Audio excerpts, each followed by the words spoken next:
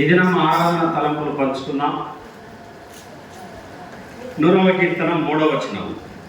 దావీదు రాసిన కీర్తనలు 103.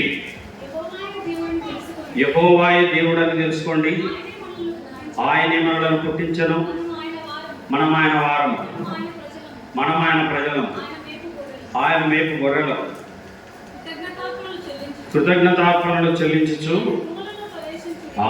2వ వచనం, సంతోషముతో యెహోవాను సేవించుడి. సంతోషం అంటే ఎలా ఉండాలా? నవ్వుతూ, స్తుతిస్తూ, దేవుడు చేసిన త్యాగాన్ని, దేవుడి సెలవులో మన కోసం చేసిన యాగాన్ని జ్ఞాపకం చేసుకోవడమే సంతోషం. యెహోవా యందు మీరు ఆనందించాలి, అప్పుడు మీరు బలం పొందుదురు అన్నాడు నెహెమ్యా గ్రంథం 8వ అధ్యాయం 10వ వచనంలో. దేవుని యందు ఆనందం. ఫిలిప్పి 4:4 ప్రభునందు ఆనందించుడి, మరలా చెప్పుదును, ప్రభునందు ఆనందించుడి. మీ ఆనందాన్ని సకల జనులకు తెలియబడనేది. ఎప్పుడు సంతోషంగా ఉండడం నేర్చుకోవాలి. దీనస్థితి యందు, సంపన్న స్థితి యందు, ఆరోగ్యమందు, అనారోగ్యమందు, వ్యాధి యందు, బాధ యందు, ఎత్తైన లోతైన, కరువైన ఖడ్గమైన, శ్రమైన దుఃఖమైన, దేని యందు కూడా ఎలా ఉండాలి? జాయ్, సంతోషం, హ్యాపీనెస్,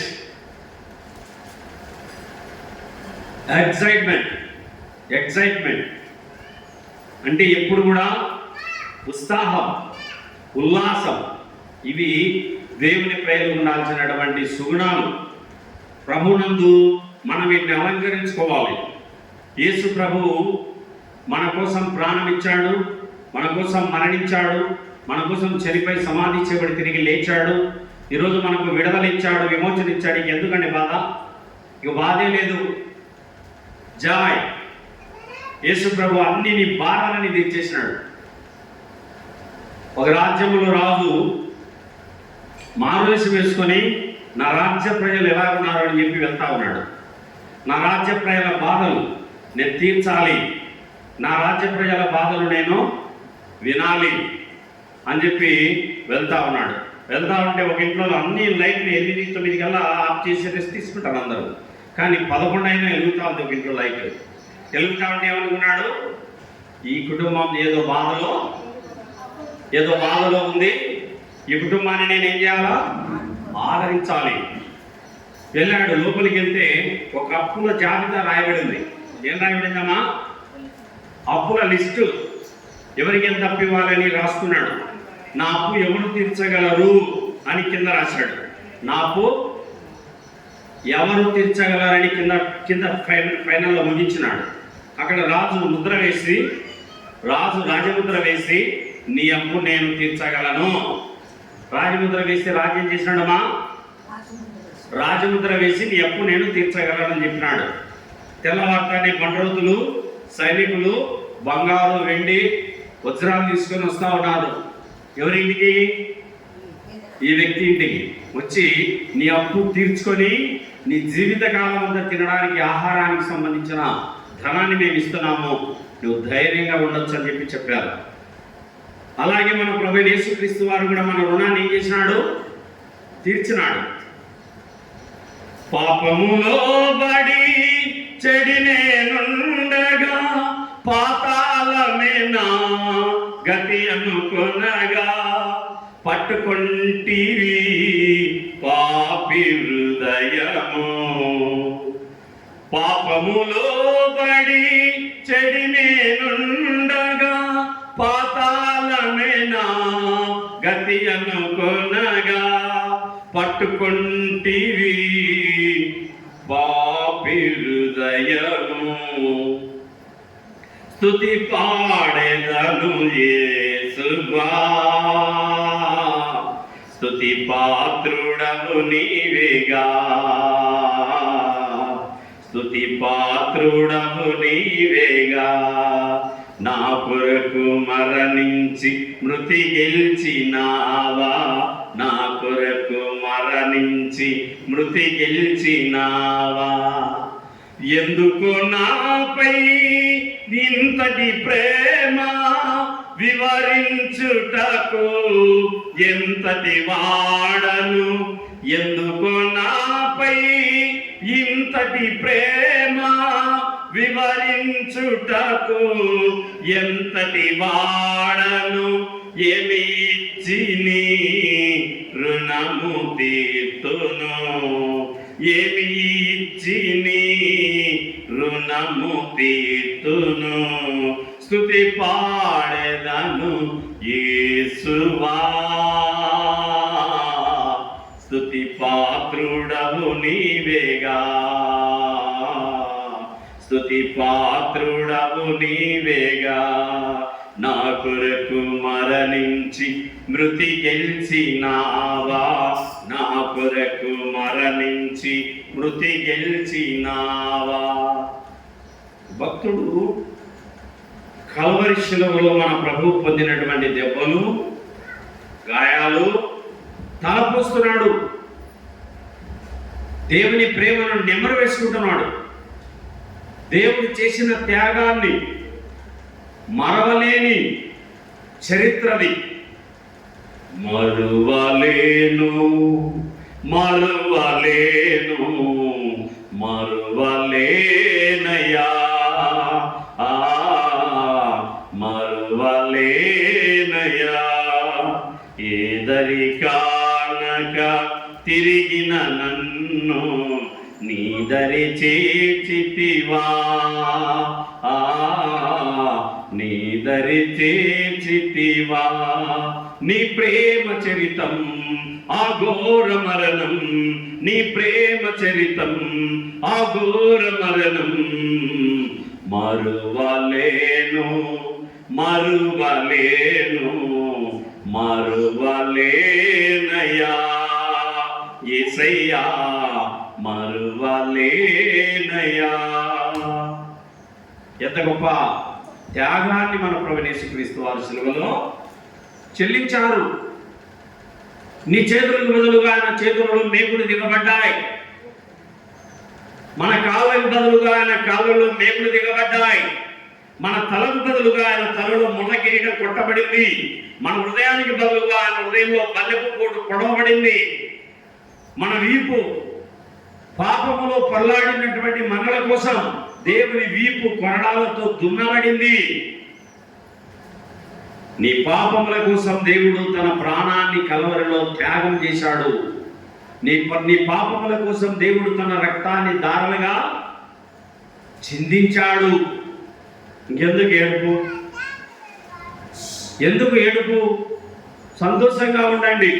ఏ క్షణం పిడుగుబడి చచ్చినా, ఏ క్షణం దేవుడు వచ్చినా, దేవుని రాజ్యము మనదే. దేవుని రాజ్యములో యుగ యుగాలు మన ప్రభుతో కూడా ఉంటాం. మన జీవితాలు మార్చడానికి వచ్చిన మహనీయుడే మన ప్రభువైన యేసుక్రీస్తు వారు. రండి, ఎఫెసీయులకు రాసిన పత్రిక 2వ అధ్యాయము. పౌలు ఎఫెసీయులకు రాసిన పత్రిక, పౌలు ఎఫెసీయులకు రాసిన పత్రిక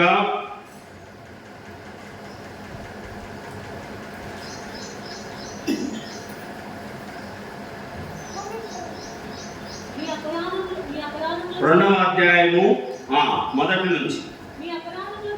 మీ అపరాధముల చేతను మీ పాపముల చేతను మీరు చచ్చిన వారై ఉండగా ఆయన మిమ్మును క్రీస్తుతో కూడా బ్రతికించెను. మీరు వాటిని చేయించు వాయుమండల సంబంధమైన అధిపతిని, అనగా అవిధేయులైన వారిని ఇప్పుడు ప్రేరేపించే శక్తికి అధిపతిని అనుసరించి ఈ ప్రపంచ ధర్మము చొప్పున మునుపు ప్రభువును నమ్మక మునుపు నడుచుకుంటిరి.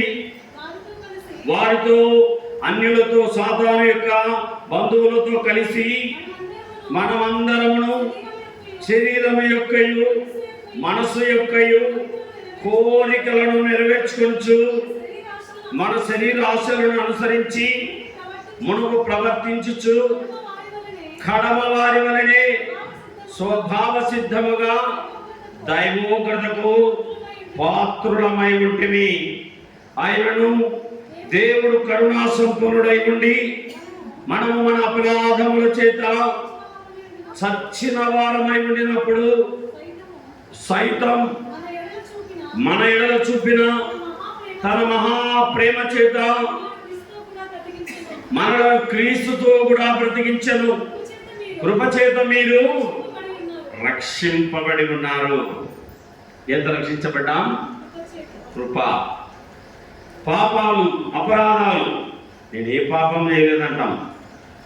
నేను పిల్లిని చంపినానా, నేను సీమం దొక్కినానా, నేను ఎవరినైనా ఏమన్నా అన్నానా, నేను అస్సలు ఎవరిని కూడా నేను బాధపెట్టలేదు, నేను చాలా నీతిమంతురాలిని, చాలా నీతిమంతుడిని అని అనుకుంటే కుదరదు.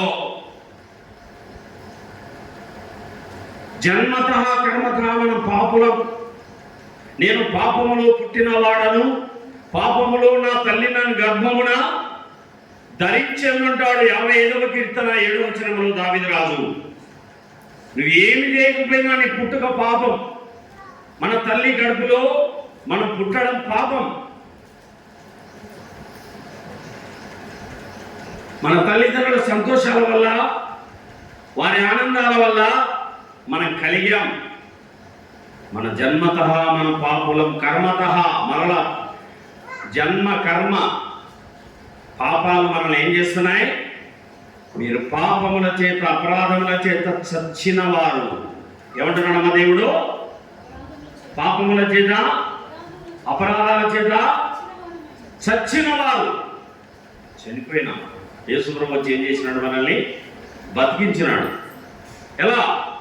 రండి, అక్కడే 4వ వచనములో ఆయనను దేవుడు కరుణా సంపన్నుడై ఉండి మనము మన అపరాధముల చేత చచ్చిన వారమై ఉండినప్పుడు సైతం మన ఎడల చూపిన తన మహాప్రేమ చేత మనలను క్రీస్తుతో కూడా బ్రతికించెను.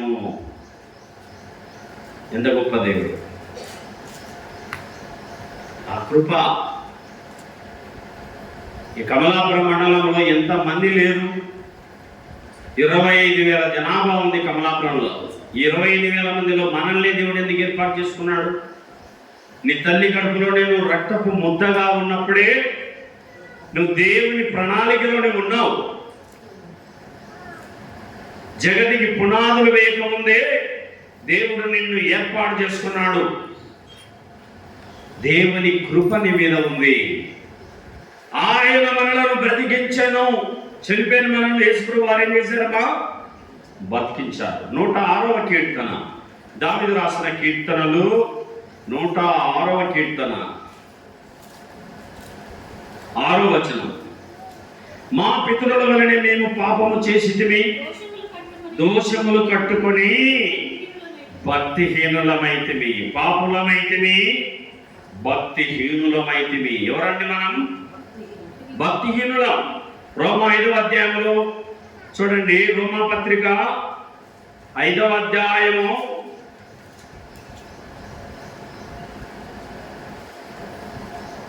6వ వచనం. ఏలైనగా మనం ఇంకా బలహీనులమై ఉండగా క్రీస్తు యుక్త కాలమున భక్తిహీనుల కొరకు చనిపోయెను. భక్తిహీనతతో నింపబడిన వారు. భక్తిలో ఏం లేదు, ఒకప్పుడు శక్తి లేదు. మన భక్తిలో ఏం లేదక? శక్తి లేదు.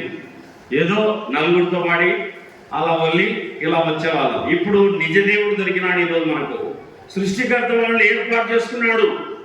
దేవుడే మానవుడై, సృష్టికర్త రక్షణకర్త అయి, పరలోకాన్ని విడిచి భూలోకానికి వచ్చి, మహిమలోకాన్ని విడిచి మట్టి శరీరమును దాల్చి, మనం తిన్న చేపను తిని, మనం తిన్న రొట్టెలు తిని, మనం ఏడ్చినట్టుగా ఏడ్చి, మనం దప్పికొన్నట్టుగా దప్పికొని, మనము ఏ వ్యసనాక్రాంతులమైనట్టుగా వ్యసనాక్రాంతుడై, దుఃఖాక్రాంతుడై, ఓడలో నిద్ర కూడా ఒకసారి నిద్రపోయినాడు. మనలా నిద్రపోయినాడు. ఆయన సంపూర్ణ మానవుడిగా జీవించి నీ కోసం, నా కోసం శిలువనికి తన ప్రాణాన్ని కలవరి శిలువలో బలియాగముగా అర్పించినాడు. బలహీనులమైన మనలను బలవంతులను చేయడానికి, భక్తిహీనులమైన మనలను భక్తిపరులుగా చేయడానికి దేవుడు సిలువలో నలిగిపోయాడు. చూడండి 7వ వచనంలో, నీతిమంతుని కొరకు సహితం ఒకడు చనిపోవుట అరుదు, మంచివాని కొరకు ఎవడైనా ఒకవేళ తెగింపవచ్చును. ఒక మంచి మనిషి కోసం ఎవరైనా చచ్చిపోతారు, పాపుల కోసం ఎవరు చనిపోరు. బలహీనులమైన మన కోసం, భక్తిహీనులమైన మన కోసం పరిశుద్ధమైన దేవుడు, బలవంతుడైన దేవుడు, నిత్యుడైన తండ్రి, సమాధానకర్త మన కోసం కలవరి శిలవలో తన ప్రాణాన్ని పణముగా ఇచ్చాడు. చదవండి. అయితే దేవుడు మన ఎడల తన ప్రేమను వెల్లడిపరచుచున్నాడు. ఎట్లనగా మనం ఇంకనూ పాపులమై ఉండగానే క్రీస్తు మన కొరకు చనిపోయాడు. పాపులమైన మనలను పరిశుద్ధులుగా చేశాడు. యేసు ప్రభు శిలువలో మరణించి యేసు ప్రభు శిలువలో కేక వేశాడు. సమాప్తమని పలికి కేక వేశాడు. ఆ కేక యేసు ప్రభు శిలువలో వేయకపోతే నేను నరకంలో వేయాలి కేక, అగ్నిగుండంలో కేక వేయాల. ఆ నరకాగ్ని బాధలు వర్ణనాతీతం. నరకాగ్ని బాధలను గాంచుమా, మలమాల అగ్నిలో మాడేదావు. ఏముంటుంది నరకంలో? తెలియదా? వినలేదా? ఎప్పుడు కూడా నరకంలో ఏముండేది? ఇంతవరకు ఏదో మీ అబ్బలు కానీ మీ తాతలు కానీ ఎవరు చెప్పలేదా? నరకంలో ఏముంటుంది? అగ్ని దగ దగ దగ దగ దగ దగ గుండం కాలుతా ఉంటుంది. ఆ అగ్నిగుండంలో ఎవరు పోతారు? పాపులు పోతారు, భక్తిహీనులు పోతారు. ఆ అగ్నిగుండం తప్పించినాడు యేసుప్రభు. నరకాగ్ని బాధలను గాంచుమా, మలమాల అగ్నిలో మాడేదవు, పటపాట పండ్లను కొరికేదవు. నరకంలో ఏం చేయాలా? పటపాట పండ్లను కొరికేదవు, వేదనతో కన్నీళ్లు కాచేదవు. ప్రియుడా ప్రభుని చేరరా, మోక్ష ప్రదాత ప్రభు యేసుగా. ప్రియుడా ప్రభుని చేరరా. యేసు ప్రభుని చేరుకున్నామన్నప్పుడు ఈరోజు చర్చికి కమలాపురంలో ఇన్ని వేల మంది ఉన్నప్పుడు ఇక్కడ కొద్ది మందిమే చేరుకున్నాం. ఎందుకు? ఆయన కృప మన మీద ఉంది కనుక. కృప చేత మీరు రక్షించబడి ఉన్నారు. బలహీనులమైన మనలను, పాపులమైన మనలను, భక్తిహీనులమైన మనలను, ఏ మంచితనము లేని మనలను, పాపముల చేత అపరాధముల చేత చచ్చిన మనలను ఆయన క్రీస్తుతో కూడా బ్రతికించెను. ఈరోజు ప్రపంచంలో తెరవబడిన సమాధి ఉంది. అది మన ప్రభు అయిన యేసుక్రీస్తు సమాధి. ఎక్కడ మనం గమనించాలి? ప్రాణం పెట్టిన మన ప్రభు, తన రక్తాన్ని చిందించిన మన ప్రభు, నిలువెల్ల రక్తపు ముద్దగా మార్చబడి ఆ రక్తముతో నిన్ను శుద్ధి చేసి నీ పాపాన్ని తూర్పు నుంచి పడమటికి. చూడండి 103వ కీర్తనలు, దావీదు రాసిన కీర్తనలు 103.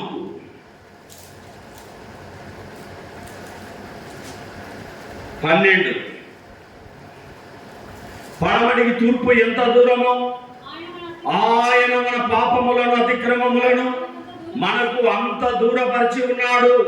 తండ్రి తన కుమారుల జాలిపడినట్లు యెహోవా తనయందు భయభక్తులు గల వారి ఎడల జాలిపడును. తూర్పు నుంచి పడమటికి వెళ్ళిపోయింది నీ పాపం, నా పాపం. చాలాసార్లు నేను పాపాలు చేసినా ఆ పాపాలు ఉన్నాయని భయపడతా సత్సంట అనుకుంది. నా నోరు మంచిది కాదు, నేను తిరుగుతా అంట అన్నా, నేను నరగానికి పోతానా అని అడిగిన వాళ్ళు కూడా ఉన్నారు. నా నోరు మంచిది కదా, నేను ఈయనే పడుకుంటానన్నా. మరియమ్మ అంటుంది, మరియమ్మ పెద్దమ్మ ఏమంటుంది? నేను ఈడ పడుకుంటానన్నా, నా నోరు మంచిది కాదు, ఇంటికి పోతే నా నోరు బూతులు మాట్లాడుతుంది, నా పిల్లలను తిడుతుంది. కాబట్టి యేసుప్రభు వచ్చేటప్పుడు నేను నీతో పాటు పరలోకానికి రావాలనుకుంటున్నానన్నా, నేను ఈడే ఉంటానని మా ముందు తల్లే చెప్పిన. మేమేం తింటే అదే నువ్వు కూడా తింటావు. దేవుడు మనకి ఇచ్చిన దాన్ని సంతోషంగా స్వీకరిద్దాం. ఇక్కడ పాపము తూర్పు నుంచి ఏమైపోయిందమ్మా, పడమటికి వెళ్ళిపోయింది. ఇంకా దేవుడు మన దోషములను మన పాపములను క్షమించి వేశాడు. దేవుడు మన అతిక్రమములను కొట్టివేశాడు. కనుక మనకు భయము లేదు. 106వ కీర్తనలు, దావీదు రాసిన కీర్తనలు 106వ కీర్తన 45వ వాక్యము. 106:45.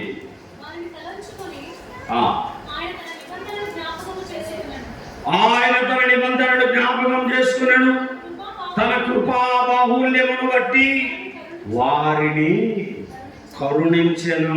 ఎంత గొప్ప దేవుడు! నిన్ను నన్ను కరుణించినాడు ఆయన.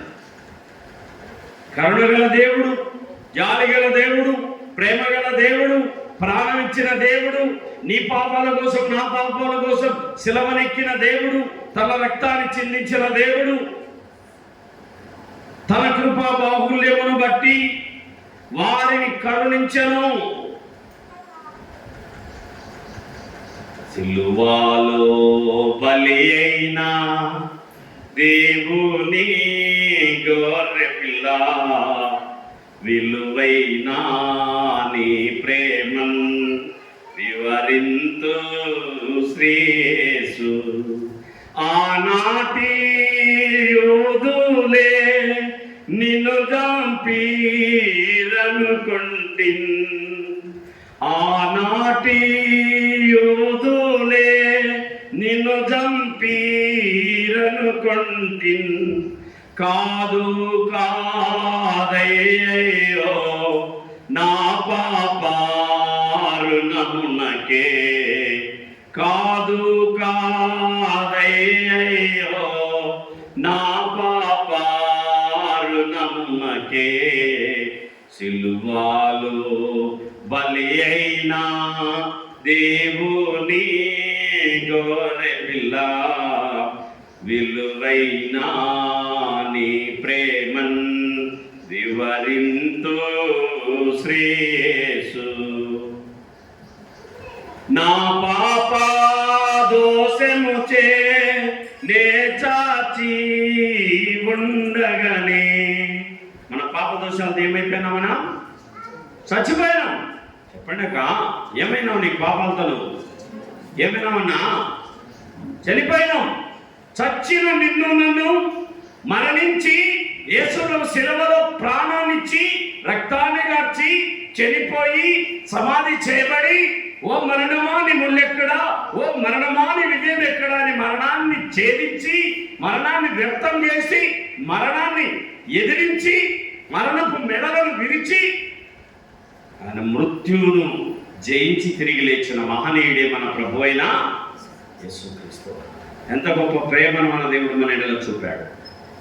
ప్రియ సహోదరి, ప్రియ సహోదరుడా, దేవుని ప్రేమ ఎంత శ్రేష్టమైన ప్రేమ. మత్తయి సువార్త 24:30లో ఆయన కరుణగల ప్రేమను ఒక మాట ధ్యానం చేద్దాం. మత్తయి సువార్త 24:30.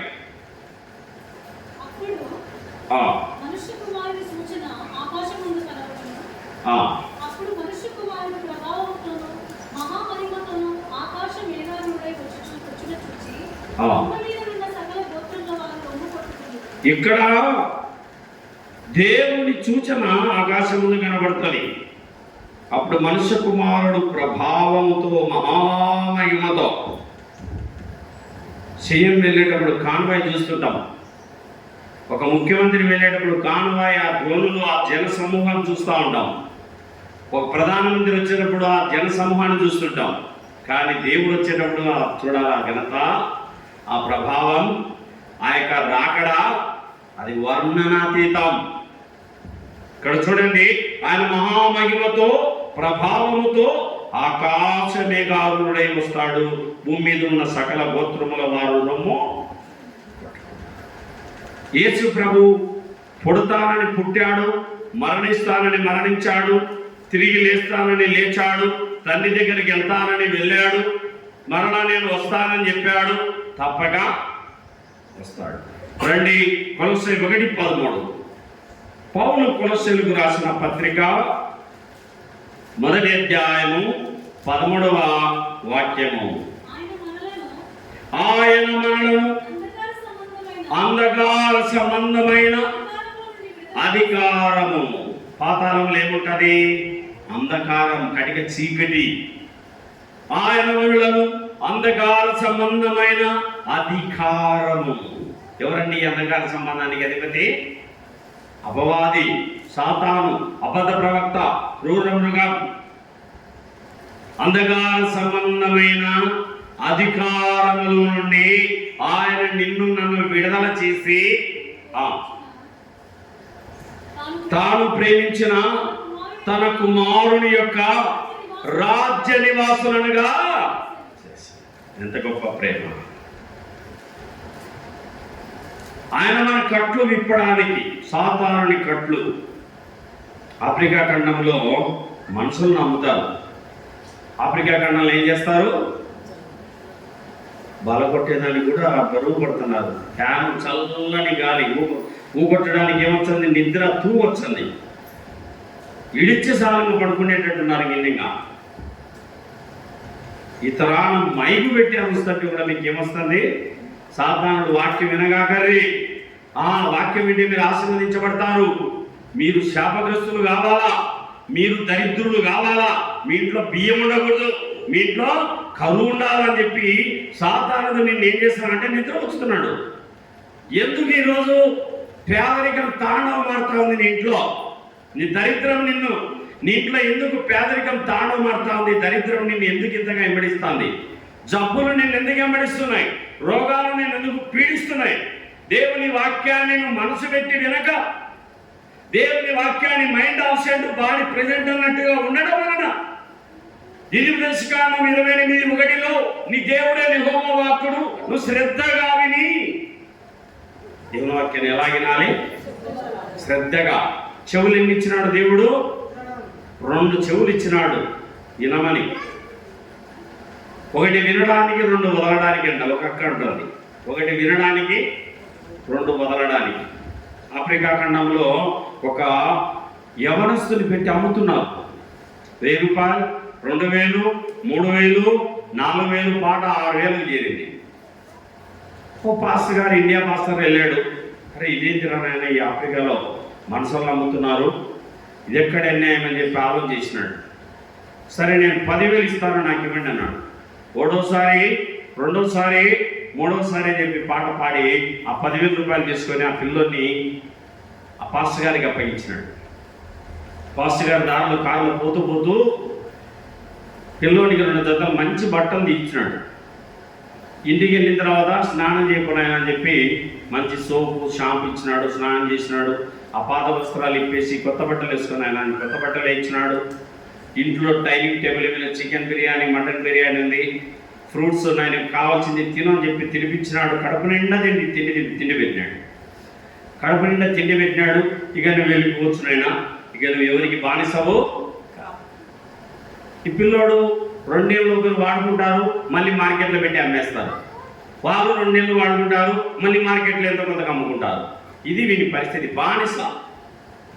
ఈ బానిస కట్లు ఈ పాస్టర్ గారు ఇప్పేశాడు. ఇక నీకు నువ్వు స్వతంత్రుడివి, నువ్వు స్వేచ్ఛగా వెళ్ళు, నీకు ఎక్కడికి వెళ్ళాలనిపిస్తే అక్కడికి వెళ్ళు, ఆనందంగా నువ్వు బతుకుపో అని చెప్తే ఇక్కడి నుంచి అడ్రోడ్ దాకా ఒకటే పరుగుగా.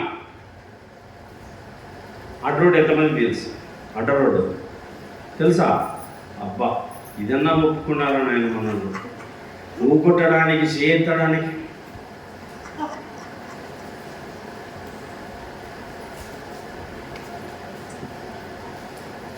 వచ్చినమ్మా పోతినమ్మా, వచ్చినమ్మా పోతినమ్మా. ఏం విన్నారంటే అల్లా కొద్ది ప్రసంగం చేసినాడు డేవిడ్ అన్న.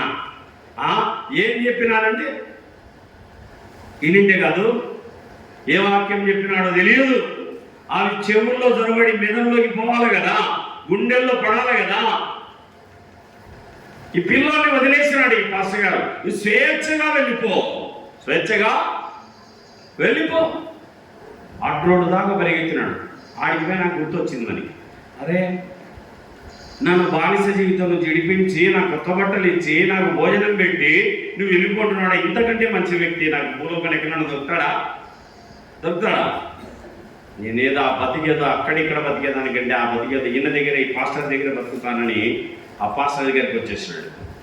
ఏమైనా వెళ్ళిపోమన్నాను కదా, ఏం మళ్ళీ వచ్చినావంటే, నేను ఎక్కడికి పోను పాస్టర్ గారు, నేను నీతోనే శబాష్, నాకు పిల్లలు లేదు, ఈ ఇంటికి వారసుడిగా నేను ఉండిపోవచ్చు అని ఆ రోజు ఆ ఇంటికి పాస్టర్ గారు ఆ ఇంటికి వారసుడిగా పిల్లవాడిని ప్రకటించినాడు.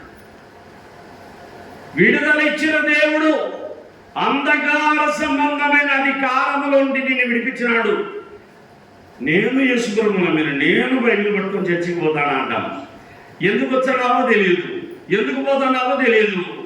ప్రాణం పెట్టిన దేవుని మాత్రం కృతజ్ఞతతో జ్ఞాపకం చేసుకో.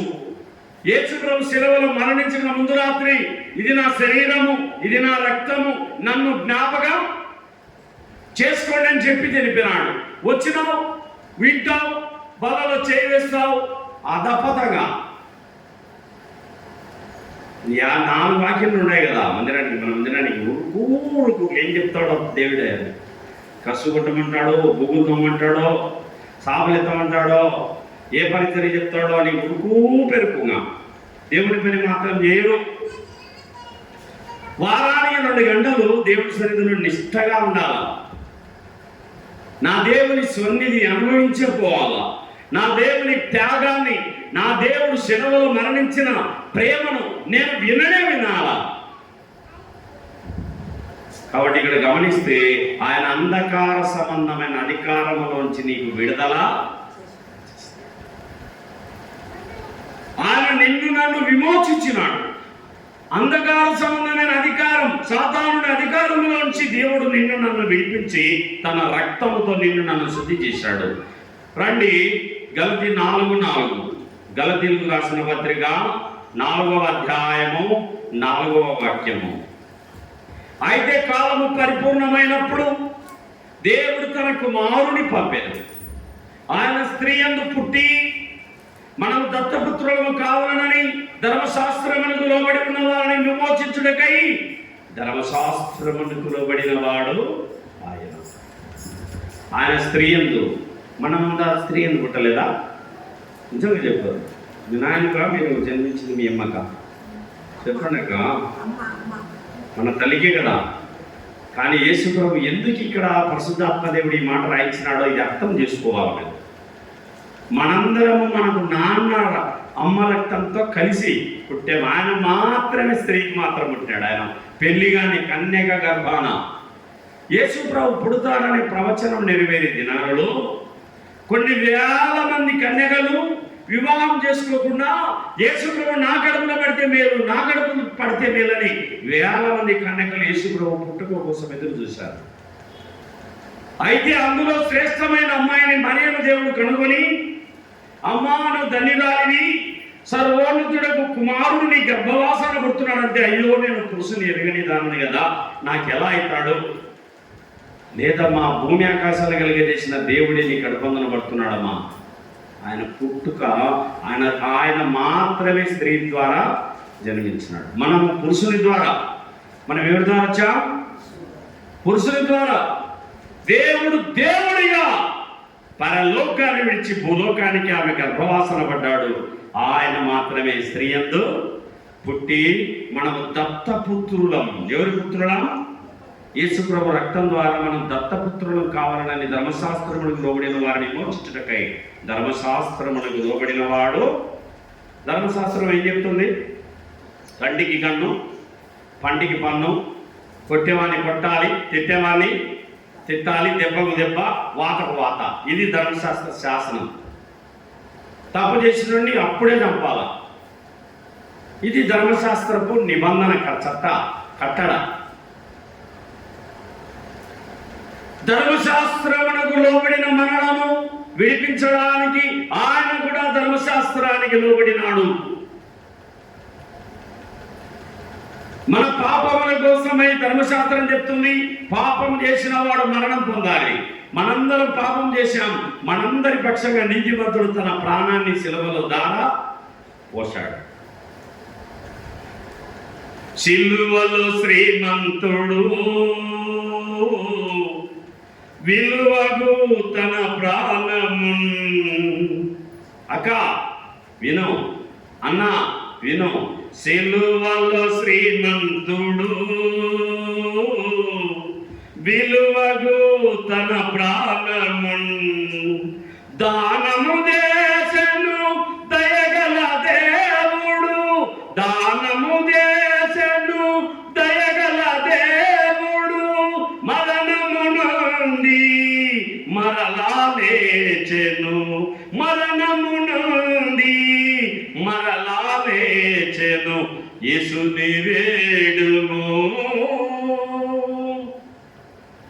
అన్నదానమే కాదు, గోదానం కాదు, భూదానం కాదు, ప్రాణం దానముగా ఇచ్చినాడు ఆయన. యేసు ప్రభు శిలువలో ఏం చేసినాడమ్మా మన కోసం? ప్రాణదానం.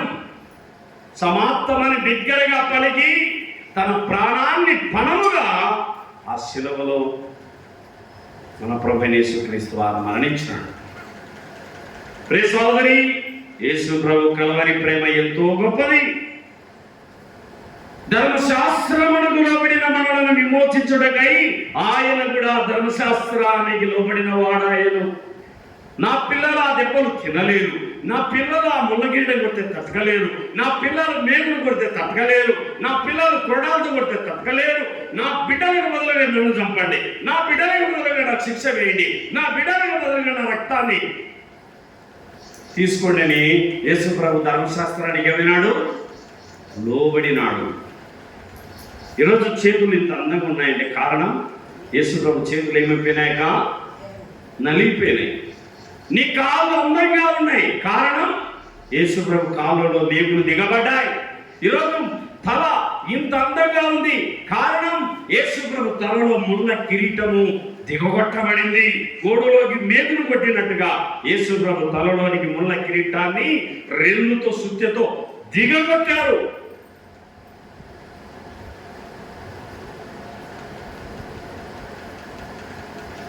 పాత బ్రతుకును మార్చితివి, కొత్త బ్రతుకును చేర్చితివి.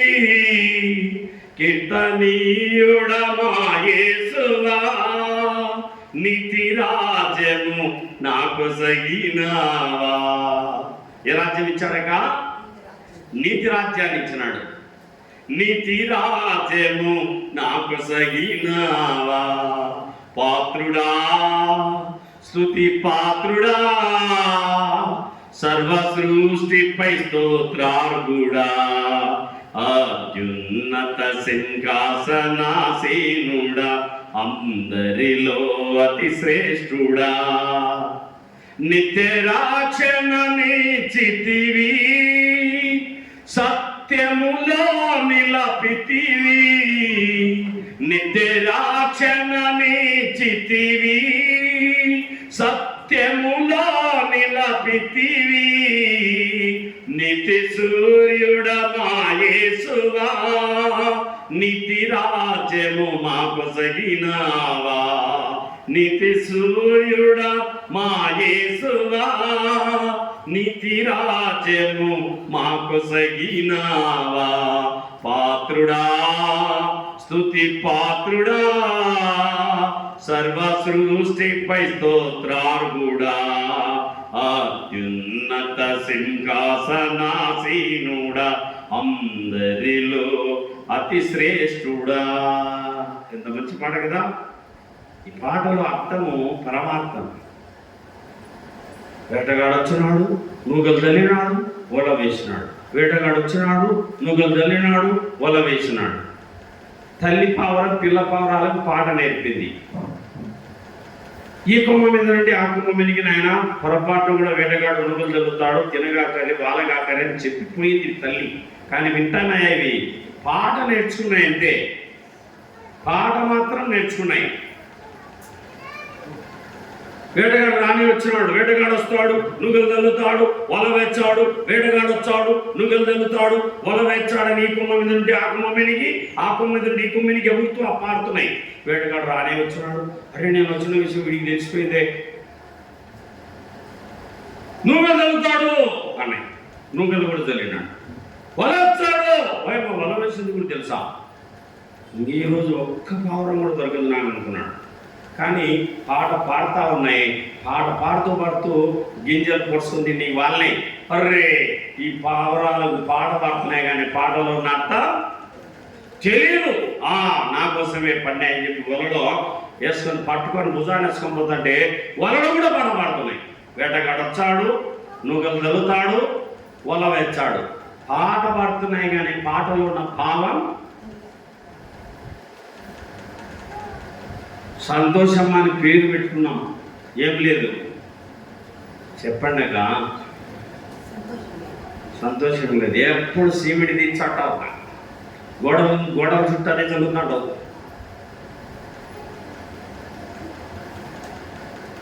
ఆనందమ్మ పేరు ఏం పేరు? ఆనందమ్మ. ఆనందమ్మలో ఏం లేదు, నెయ్యికాయలో నెయ్యి లేదు, మైసూర్ బాగులో మైసూరు లేదు, యేసుప్రభు పిల్లలు యేసుప్రభు. కారణం ఏంటి? వచ్చినమ్మా పోతినమ్మా, వచ్చినమ్మా పోతినమ్మా. ఏం విన్నామంటే మా నాయన పోయినాడు నేను పోవాలి, మా అమ్మ పోయింది నేను పోవాలి, ఇంతే బతుకుగా. మార్పు రావాలా. కలువరి శిలవలో నలిగిన దేవుడు కలువరి గిరి అందునా యేసు కరములు జాపెనుగా మనకై. కలువరి గిరి అందునా కలుషములన్నీ కడుగు కనుమో, కలుషములన్నీ కడుగు కనుమో ప్రభు యేసుడాత్తములో. కలువరి గిరి అందునా కెంపు వలే పాపమున్నా రక్తం వలే ఎర్రగున్నా, కెంపు వలే పాపమున్నా రక్తం వలే ఎర్రగున్నా, హిమము వలెను తెలుపుగా చేయును, హిమము వలెను తెలుపుగా చేయును పావన ప్రభు రక్తము. గడివేసే బయటపడేవారు. పావన ప్రభు రక్తము కలువరి గిరి అందునా యేసు కరములు జాపెనుగా మనకై. కలువరి గిరి అందునా నీ హృదయపు ద్వారమందు రక్తపు గురుతున్నదా, నీ హృదయపు ద్వారమందు రక్తపు గురుతున్నదా, రక్షణ మీచును విశ్వాసముంచిన. ఏమిస్తాడగా? రక్షణ మీచును విశ్వాసముంచిన పరలోక సుతుడవుదు. యేసుప్రభు రక్తంలోనికి ఏం దొరికింది? పరలోక సుతుడు, కుమారుడివి, కుమార్తెవయ్యావు. కలువరి గిరి అందునా యేసు కరములు చాపెనుగా మనకై. యోహాను సువార్త 10వ అధ్యాయము, యోహాను సువార్త 10వ అధ్యాయము 17-18 వచనాలు.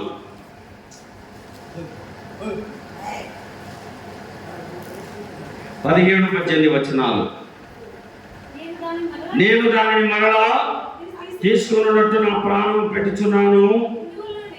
ఇందువలన నేను నా తండ్రి నన్ను మహిమపరుచుచున్నాడు, ప్రేమించుచున్నాడు. ఎవడను నా ప్రాణం తీసుకున్నాడు, నా అంతటా నేనే దాన్ని పెట్టుచున్నాను. దాన్ని పెట్టుటకు నాకు అధికారం గలదు, దాన్ని తిరిగి తీసుకున్నటకు నాకు అధికారం గలదు. నా తండ్రి వలన ఈ ఆజ్ఞ పొంది తిని. ప్రాణం పెట్టుటకు నాకు అధికారం ఉంది, తీసుకోవడానికి నాకు అధికారం ఉంది. మరణానికే వణుకు యేసుప్రభు అంటే. గజ్జ గజ్జ గజ్జ గజ్జ వణికిపోతుంది మరణం. మరణానికి దడ యేసుప్రభు అంటే. మరణమా చిత్రం ప్రభువా, యోధులు లాజరును వదిలే. లాజరు లేచిన సమాధిలో 4 రోజులున్న లాజరును యేసుప్రభు ఏం చేసినాడు? లేచిన అంటనే లేచి ఇచ్చినాడు. విధవరాలి కుమార్తెను, చిన్నదానా లెమ్ము అన్నాడు. చిన్నది లేచింది. 12 ఏళ్ల ప్రాయం కలిగిన బిడ్డ లేచి, ఇదిగో నీ కుమార్తెని యాయిరుకు అప్పగించినాడు. మరణానికి ఆయన అంటే భయం. మరణానికి ఆయన ఏం చేసినాడు? భయం పుట్టించినాడు. యెషయా గ్రంథం 25:8 చదవండి. ఆయనకు మరణము ఆయన ఏం చేసినాడు భూమి మీద? యెషయా గ్రంథం 25వ అధ్యాయము 8వ వాక్యము. మరెన్నడూ ఉండకుండా మరణాన్ని ఆయన మింగివేస్తాడని క్రీస్తుకు పూర్వం 750 సంవత్సరాల కిందట ప్రవక్త రాసినాడు. యేసుప్రభు వచ్చి ఆ మరణాన్ని ఏం చేసినాడు? తలనొప్పి మాత్రాన్ని వేసుకున్నావు కదక, అట్ట వేసినాడు, మింగినాడు. అంతేగా మరణాన్ని మింగినాడు ఆయనగా. నేను చచ్చానో ఏమన్నా, ఒక ఆమెంటది, నేను చచ్చానో ఏమన్నా, పోతానో ఏమన్నా, నేను పోతే భూమి తక్కువ అవుతావా? నేను చెప్పాక అయ్యనా నేను పోవాలన్నా వద్దా? 110 ఏళ్ళు బతికినావు, పోవాలన్నా వద్దా? 111వ సంవత్సరం కూడా ఇంకా బతకాలంటే ఎట్టా? పాత నీరు పోవాలి కదా. చెప్పండి అన్న, పాత నీరు పోవాలా, కొత్త నీరు రావాలా? నేనే శిలేసుకొని ఉంటానంటే, నేను భూమి మీదనే ఉండాలంటే ఎట్లా? పోతా ఉండాలా? నేను నువ్వు వెళ్ళిపోతానే కదా నెక్స్ట్ తరం వస్తుంది. మరి ఎన్నడూ ఉండదు. ఇక ఈ లోకాన్ని విడిస్తే మరణము లేని శరీరాన్ని నీకు దేవుడు ధరింపజేస్తాడు. స్థూల దేహం సూక్ష్మదేహం అయిపోతుంది, మట్టి దేహం మహిమదేహం అయిపోతుంది, మత్త దేహము మత్త దేహం అవుతుంది. పాము కుష్మను విడిచినట్టుగా నీవు ఈ శరీరాన్ని విడిచిన వెంటనే మరో శరీరముతో పరలోకములో దేవదూతలను యేసుప్రభును చూస్తూ ఆయన దర్శనం చేసుకుంటూ నిత్యం ఆయనతో జీవిస్తావు. నేను పరలోకం పోతానన్నా అన్నా, నిజంగా చెప్పు, నేను పోతానన్నా అంటుంది. నీకే డౌట్ ఉంది. ఏముంది?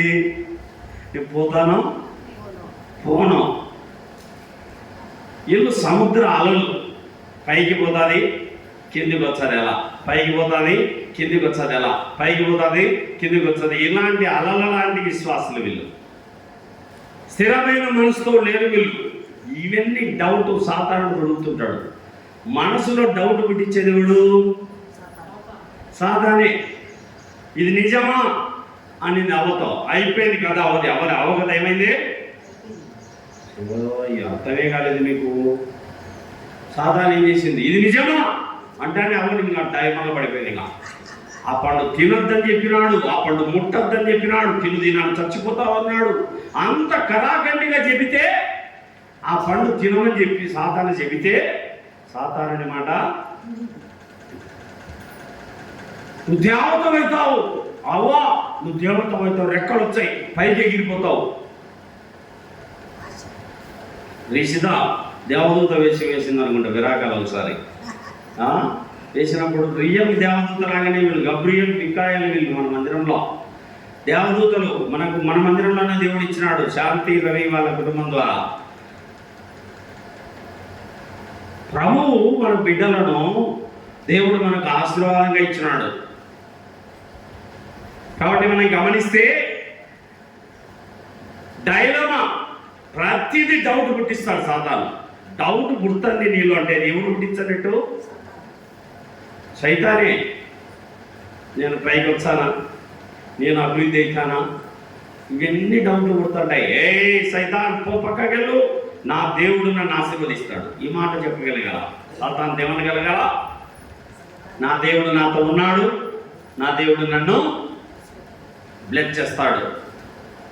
బిలీవ్ ఆది కాండం నుండి ప్రకటన వరకు అంతా బైబిల్ అంతా విశ్వాసంతోనే ఉంది. అవుతుంది, జరుగుతుంది, నెరవేరుతుంది, ఇస్తాడు. నా కోసం ప్రాణమే ఇచ్చిన దేవుడైనా నా కోసం శిలవనెక్కిన దేవుడు ఆయన, నాకు బదులుగా మరణించిన దేవుడు ఆయన. ఎందుకు లేదండి విశ్వాసము? నీకోసం ప్రాణం ఇచ్చినప్పుడు నీకు ఎందుకు మిగతా ఇవ్వడా, ఆశీర్వాదాలు ఇవ్వడా? డౌట్. ఒకన్నా నా ప్రార్థన పరలోకం పోయింటుందనా, ఇది ఒక డౌట్ విడిచింది మంచి. సైతాన్ గంటసేపు ప్రార్థన చేసినాడు, ఏమంటున్నాడు? ఆన్లైన్ ప్రార్థనలు ఏమంటున్నాడమ్మా, రాత్రి అంతా ప్రార్థన చేస్తాం సేవకులు. చేసినప్పుడు నా ప్రార్థన దేవుడు ఏంటాడన్నా, ఏమయ్యా ఈ సైతాన్ని పుట్టించింది నీకు ఈ ఆలోచన? మన మోకాలు ఉంచుతానే దేవుడు చెవులు ఉంచుతాడు. మన మోకాలు ఉంచుతానే దేవుడు ఉంచుతాడగా చెవులు.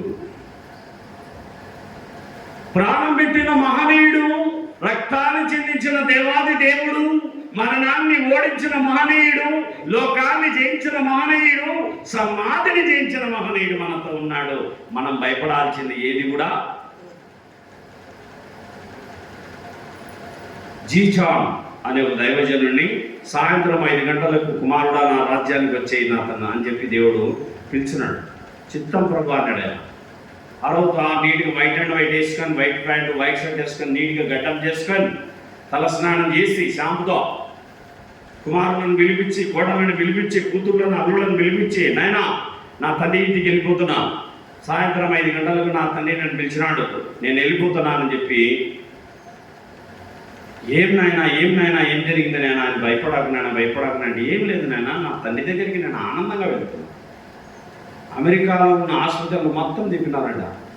సాయంత్రం 5 గంటలకు జస్ట్ ఇలా పడుకున్నాడు, ఇలా జస్ట్ ఇటు తల వాల్చినాడు, చెరిపినాడు. 5కు వచ్చే అని దేవుడు పిలిచినాడంతే. 5 గంటల 1 సెకండ్కి ఏమైనాడు, తల వాల్చినాడు, వెళ్ళిపోయినాడు. సమయం అయింది. దేవుడు పిలిచేదానికి ఏ క్షణం పిలిచినా మనం సిద్ధంగా ఉండేవారంగా ఉన్నాం. ఆయన వచ్చినా సరే, మనం చచ్చినా సరే, మనకేముంది? పరలోకం. బీపీ లేని శరీరం వస్తుందక్క. ఎందుకు భయపడతాం? ఎప్పుడు మోకాళ్ళ నొప్పులు, నడుము నొప్పులు, తలనొప్పి, మైగ్రేన్ నొప్పి, ఎన్ని రోగాల గురించి పలుకుతా ఉంటాం. పలకద్దు. రోగాల పేర్లు నోటితో పలకద్దు.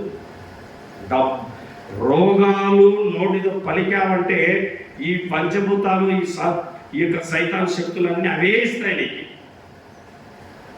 ఏ రోగాన్ని జబ్బును నోటితో పలకకుండా జీవించాలి మనం. అప్పుడు నువ్వు ఆరోగ్యంగా, బలంగా, నేను ఆరోగ్యంగా ఉన్నానని పలుకు. దాని బదులు నా దేవుడు నాకు సంపూర్ణ ఆరోగ్యం ఇచ్చినాడని పలుకు. అప్పుడు దేవుడు ఆశీర్వదించి మన ముందుకు తీసుకెళ్తాడు. రండి, దేవుని వాక్య ప్రాణం పెట్టుటకు నాకు అధికారం ఉంది, దాన్ని తిరిగి తీసుకోవడానికి కూడా అధికారం ఉంది. ఎవరండి మన దేవుడు? మరణాన్ని పైన కూడా అధికారం పొందిన దేవుడు. చివరి మాట యెషయా 53:10. యెషయా గ్రంథము 53:10. యెషయా గ్రంథము 53:10. అతని నలగగొట్టుటకు యెహోవాకు ఇష్టమాయను, ఆయన అతనికి వ్యాధి కలగజేసెను. అతడు తను తానే అపరాధ పరిహారార్థ బలి చేయగా అతని సంతానము చూచును. అతని నలగగొట్టుటకు దేవుడే ఇష్టపడ్డాడు. యేసు ప్రభు శిలువలో నలిగిపోవాలి. ఎందుకంటే ఆయన నలగకపోతే మనం నలగాలి. దేవుడు వచ్చింది ప్రాణం ఇవ్వడానికి, శిలువలో ప్రాణం పెట్టడానికి దేవుడు మానవుడై వచ్చాడు. అతన్ని నలగగొట్టుటకు యెహోవాకు ఇష్టమాయను. సోదరుడా, దేవుడు శిలువలో నీ కోసం నలిగిపోయాడు కనుక మన దేవుణ్ణి ఆరాధించాలి. మన దేవుణ్ణి ఏం చేయాలి? మనం మహిమపరచాలి, స్తుతించాలి, పూజించాలి. యేసు ప్రభువును మహిమపరుద్దాం. కన్నులు మూసుకొని ప్రభువును ఆరాధిద్దాం. దేవుని ప్రేమను నెమ్మదివేద్దాం. ప్రేమగల మా పరలోకపు తండ్రి, దయగల దేవా, ఉదయకాలంలో చేసిన త్యాగాన్ని, కల్వరిలో నా కోసం నువ్వు ప్రాణాన్ని అర్పించావు. మాటతో సృష్టిని చేసిన నీవు, మాటతో శవాన్ని లేపిన నీవు, మాటతో మా అపరాధాలు మన్నించక ప్రాణమునిచ్చినంతగా, మరణం పొందినంతగా, శిలువ మరణం పొందినంతగా మమ్మల్ని ప్రేమించావు. కల్వరిలో నలిగిన మీ శరీరమును బట్టి మీకు స్తోత్రం, చిందించిన మీ రక్తమును బట్టి మీకు స్తోత్రం. దోషములు మావి, బలహీనులం, భక్తిహీనులం, శత్రువులం, విరోధులం, దేవా దూరస్థులం, సమీపస్థులం చేశావు. బలహీనులను బలవంతులను చేశావు, భక్తిపరులను చేశావు.